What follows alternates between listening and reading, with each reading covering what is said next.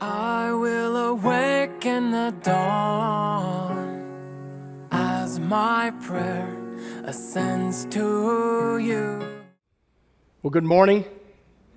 Welcome to the Journey Church. We're glad you're here to worship with us. Well, as we continue on in our story of the Exodus, God has led His people right up to the Promised Land, just as He promised He would.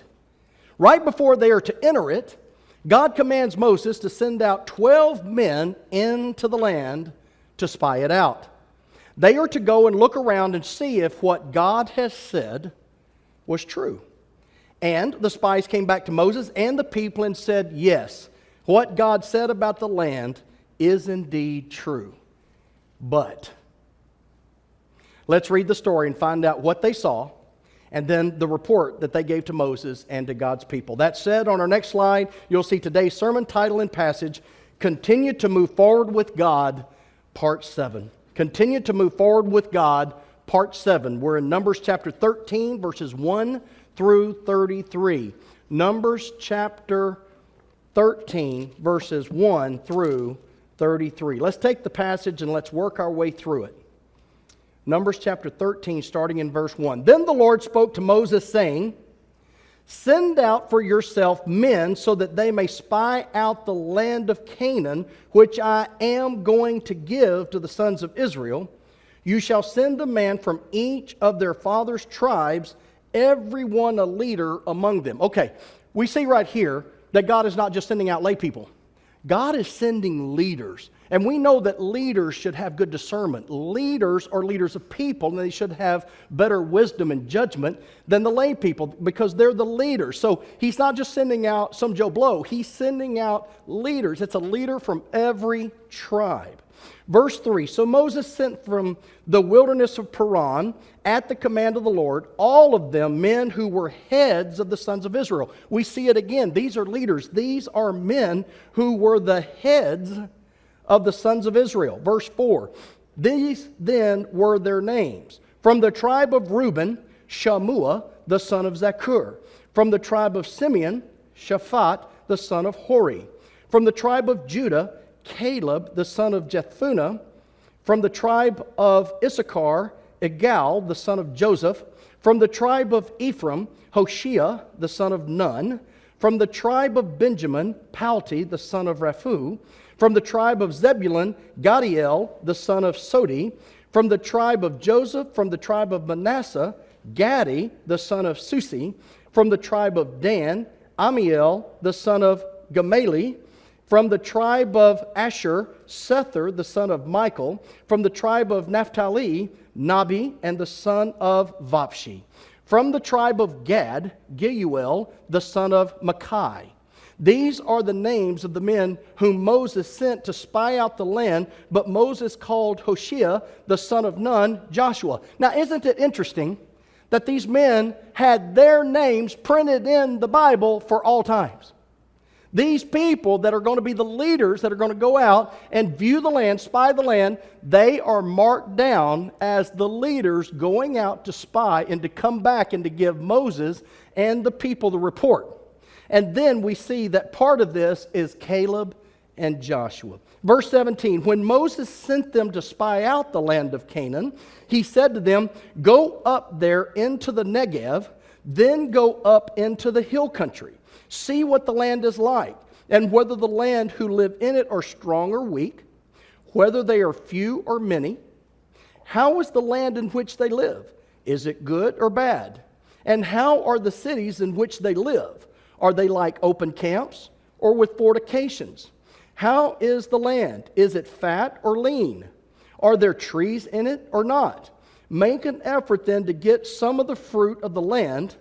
Now the time was the time of the first ripe grapes. Now you know what we see here? We see that these men were asked 6 questions to go and look for. There were 6 criteria that they were to bring back in their report. Now watch in verse 21. So they went up and spied out the land from the wilderness of Zin as far as Rehob at Lebo Hamath. When they had gone up into the Negev, they came to Hebron, where Ahiman, Shishai, and Talmai, the descendants of Anak, were. Now Hebron was built 7 years before Zoan in Egypt. Then they came to the valley of Eshcol. From there cut down a branch with a single cluster of grapes, and they carried it on a pole between two men with some of the pomegranates and the figs. That place was called the valley of Eshcol because of the cluster which the sons of Israel cut down from there. Now listen, I have picked grapes before. Maybe you've picked grapes before.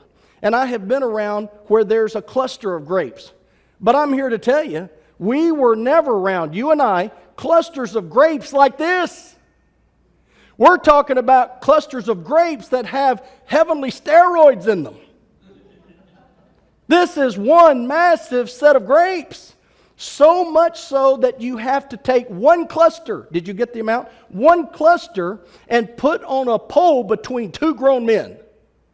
Not two little boys. Two grown men are going to have to carry a pole between them because you just can't say, well, hey, I'll bring the grapes and you bring that, you bring that, you bring that. I got the grapes. Two men with a pole with grapes so huge that there's no doubt that maybe even the pole sagged as they walked. But it took these two men to walk back with these grapes. Verse 25, when they returned from spying out the land at the end of the 40 days, they proceeded to come to Moses and Aaron and to all the congregation of the sons of Israel in the wilderness of Paran at Kadesh, and they brought back word to them and to all the congregation and showed them the fruit of the land. They came back with proof. They came back with proof. The grapes were real proof. They didn't say we saw a big cluster of grapes. They didn't say we saw land with milk and honey. We brought some of them back.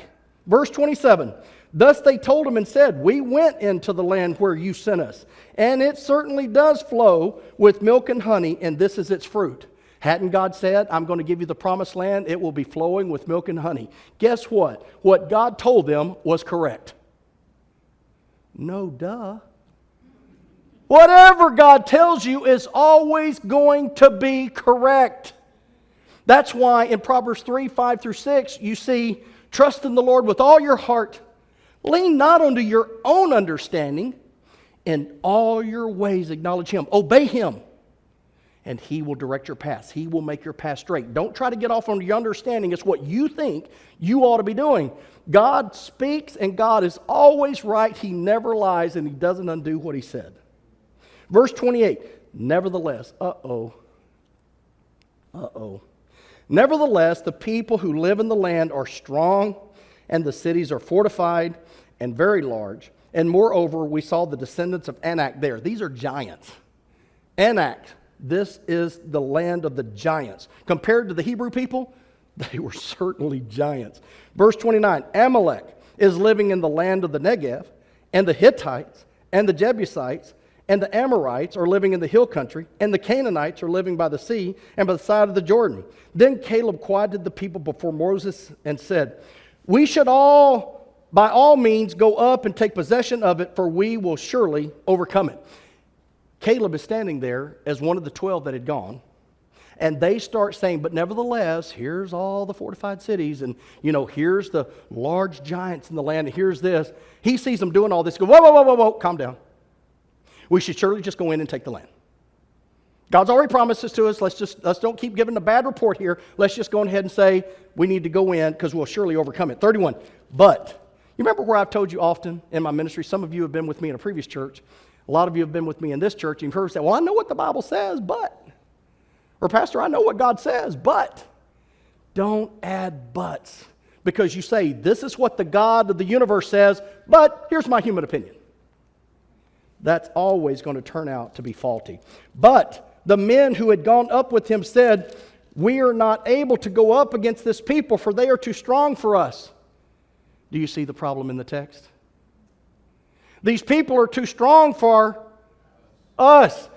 If they had been thinking godly, they said, these people are not too strong for God. That's the way Caleb was thinking. That's the way Joshua was thinking. Because Caleb is saying, we should just go up and take it right now. These people aren't too strong for God. But the other people, the naysayers, are saying, we cannot go up against this people, for they are too strong for us.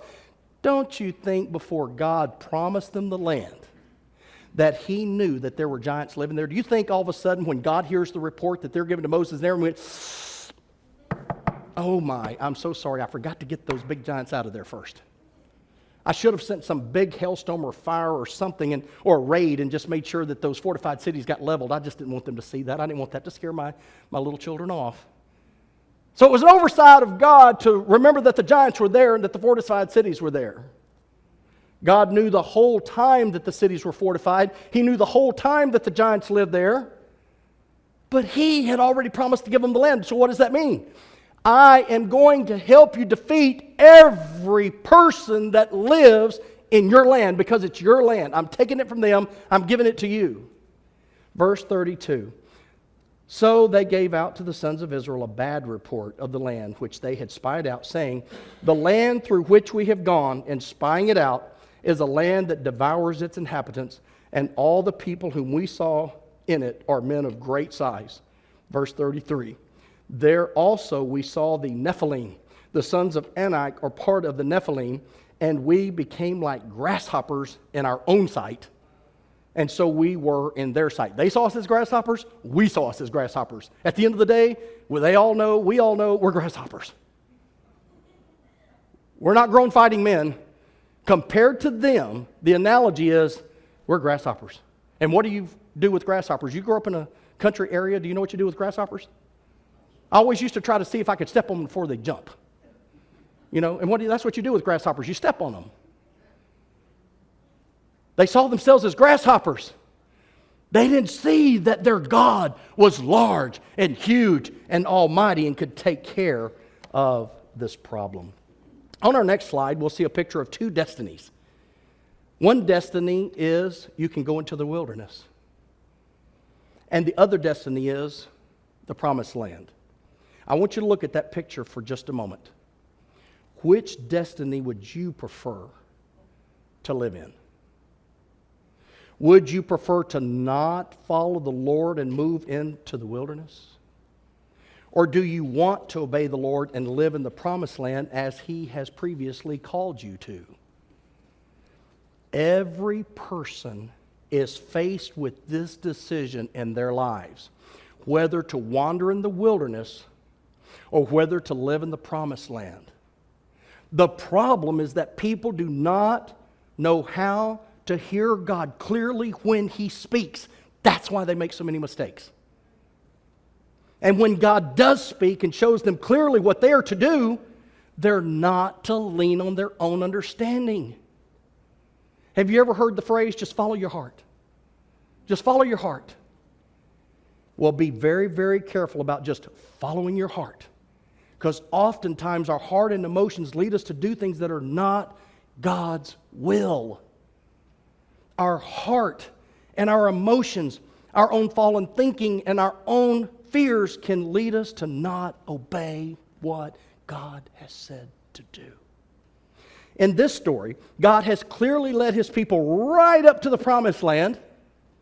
His having Moses to send spies into the land was for at least 3 reasons, maybe more, but I can see at least 3 reasons. Number 1, it was to confirm that what God had said was true.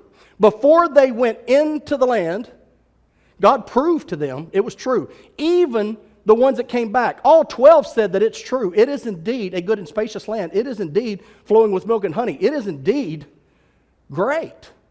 So all 12 agreed to that. So God was confirmed in what He had said was true. Number 2, it was to show them what they could have if they would listen to God and follow Him into the promised land. Listen, the people of God having the possession of the promised land had nothing to do with the fortified cities. It had nothing to do with the giants living in the land. It had everything to do with obedience. Number 3, it was a test. It was a test to see if they would live by faith in Him or would they live by fear in what they saw around them. Think about it. They might have gone into the promised land if God had not had them send in the spies. They would not have seen the giants in the land. They would not have seen the fortified cities. Therefore, they would not have become fearful. In the very next chapter, we will find that God's people failed the test. They did not do what God had already told them to do. They followed their own heart and misunderstandings. But what is critical in this chapter, Numbers chapter 13, was what the spies said when they came back to give their report of the land. On our next slide, you'll see a picture of the promised land the Hebrew people were giving up by believing this bad report and disobeying God because of their fear. Look at this land. Look at some of the names of those cities. They had no idea that this land would one day in the future be their Judah and their Israel, and that it would be called the Holy Land. They were willing to walk away from that for something they thought was better. Let me ask you something. Can you ever have something better than what God offers? They also didn't know that their future Messiah, Jesus Christ, would one day be born in Bethlehem and then die and pay for their sins at Jerusalem. They just would not follow God by faith in what He had already told them to do. You know, God didn't just speak to Moses and the Hebrew people. God has spoken to all believers in every past generation. God is speaking to His children in this generation as well. God speaks to me and you. God comes to me and you, and He shows us what He is planning to do in our lives. And sometimes we don't follow Him at all. We stop at the gate and we turn around and go back because of our misunderstanding, because of our heart, our emotions, our fears. Sometimes we follow God in what He has said to do for a very short time. Maybe we follow God for just a few weeks or a few months, and then we turn back and we go a totally different direction. We blow off what God has already said. Sometimes we follow Him for a very long time, and when we do, we reap the rewards of what He has promised to us. I have seen and heard the Lord speak to me in very clear and powerful ways in my life. I remember very clearly when the Lord called me to leave the business world and go into the ministry, May 31st of 1995. When God speaks, you'll know it. I remember very clearly when the Lord called me to go into seminary for my first degree. That took 6 years. I couldn't just do that for 2 or 3 weeks and quit and go do off something else and go, oh, well, maybe this is God's will. When God called me to seminary, He knew it was going to take 6 years.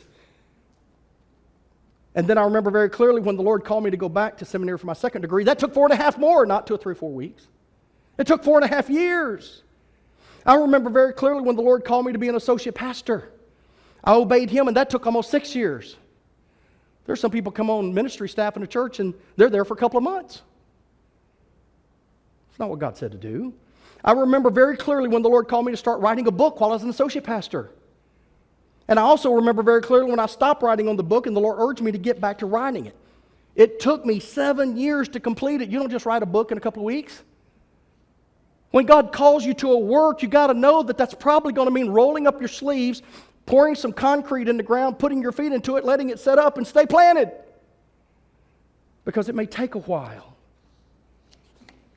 I remember very clearly when the Lord called me to plant this church and become a senior pastor. And that was almost 8 years ago. We didn't plant it for a couple of months and leave and do something else and say, oh, that's God's will. In fact, in my quiet time yesterday morning, I can't believe this, that God did this. This is amazing. In fact, in my quiet time yesterday morning, Jesus pointed out something that was very, very important for me to remember. He pointed out the verse that He had spoken to me and Hal Norrells on March 26th of 2009. Hal and I were at a prayer summit together at Pentigo Bible Church in Arlington, Texas. This is the verse that Pastor Jim Cymbala preached on that night. Psalm 119:49.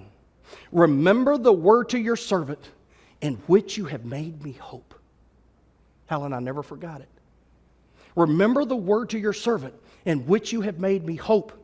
At the invitation time, I knew the Lord was speaking to my heart. I walked forward at the invitation time and prayed and cried and sought the Lord and His will. I knew that the Lord was about to do something special and powerful in my life. It turned out in less than 3 months, the Lord revealed to me on July the 8th of 2009 that I was to plant this church. The Lord began moving in my heart with His plan, March 26th of 2009. That was 8 years ago tonight. On the day I'm to preach about the very same thing these people were facing back in Numbers 13. God was saying yesterday, Bruce, remember what I called you to do 8 years ago, tomorrow night. God has been faithful to me and to this new church that He was revealing His plans for. So here's the big reveal. Here's the big question. What plan has the Lord revealed in your life? Have you just walked up to the gate and said, no, I'm not going to obey? Or have you started into it for 2 or 3 weeks and all of a sudden you're like, throwing in the towel, going to do something else? Or are you rolling up your sleeves and I'm going to do this as long as it takes for God to fulfill His will and plan in my life? Are you being faithful to live in the plan the Lord has called you to? If you do, He will be faithful to walk alongside you and bless you. If you choose to rebel, which means leaving what He called you to do, if you leave before it's completed, you will pay a heavy price. What was the price that these people were about to pay? 40 years of wandering in the wilderness. So right now, you ought to have some warning signs going off, flashing in your heart, in your brain, in your soul. What has God called you to do? I don't know what that is, but you do. What has He called you to do? Don't just do it for a little while and quit. Keep at it. Don't just follow your heart. Don't just follow your emotions. Don't just lean on your own understanding. If God has spoken and shown you what to do, do it. I'm living proof that He will bless you if you stay at it. I used to be a guy that quit everything I started. I used to quit everything I started. I did. I took a job one time, told the guy I'd be there the next morning, didn't even show up. Man, I was just a bum. I was a Christian. God gave me that job. I never showed up for one day's work. I've learned my lesson. I watched a show with Isaac last night and it had a little phrase on the front of it. It said, a lesson learned is a lesson earned. But you know what I thought in the phrase? I said, Isaac, pause that right there. I want to write that and send that to myself. A lesson learned is a lesson earned. But a lesson unlearned is a lesson unearned. Are you still repeating lessons? Is God having to take you through lessons after lessons after lesson because you didn't learn it? You haven't earned it. You haven't earned the wisdom from that lesson yet because you keep uprooting yourself right about the time you get established. You uproot yourself from God's plan and you just keep doing it. A lesson learned is a lesson earned. A lesson unlearned is a lesson you're going to have to repeat several times until you earn it, till you get it right. So listen to me very closely, church. If you're hoping to continue to move forward with God, as we've been talking about for 7 weeks, 2 months, I don't know of any Christian that doesn't want to walk with God. But so few people are walking with God consistently. It's because God is consistent. We are inconsistent. When you work on your consistency and you quit flaking out on things and moving around, when you get consistent, God will bless you in ways you can't imagine. It cost the people of God 40 years. But God had already promised it to them, but you know what? They never got the chance to go into the promised land. You know what God said? All of you will die out wandering. I will let your children have the opportunity of faith. What if their children had gotten up to the promised land, right there at the border, and they did what their fathers did? They could wander 40 years too. But I'm not going to let you go. The people did not get to go back with God. They lost the blessing. Have you ever lost a blessing? And you can go back in your mind's eye right now and you know what you had and you know what you threw away. Some blessings you can't get back. I've got blessings that I can't get back. I still pay the consequences. But I know what God had said to do. I know I didn't do it. And there were consequences, and I paid the consequences, and I lost the blessing. Now, has God come back and blessed me again? Yes. But let me tell you something. I am not into wasting blessings anymore. But it's going to be a rolling up of your sleeves and doing what God says you to do until He finishes it. So if you're hoping to continue to move forward with God, you must follow through with His plans for your life and not your plans for your life. I'm here to tell you, you're making more plans for your life than you know. I remember somebody asking Dr. Henry Blackaby this one time. He said, well, do you make long-range plans, Dr. Blackaby? And he said, I'm afraid to. Afraid I might meet them and miss what God had expected. You just plan. If God says for you to do this, you keep doing that till He says otherwise. But I can tell you this, God is a long-term God. There are things that He wants you to dig your feet into and get at it. What has God commanded you to do recently and that you're not doing? Get at it, and He will pour out blessings upon you. But if you don't, expect the consequences. Let's don't be like this group of people. Can't we learn from other people's mistakes? Let's learn from their mistakes and not make them at all. In Christ, let's stand and worship Jesus.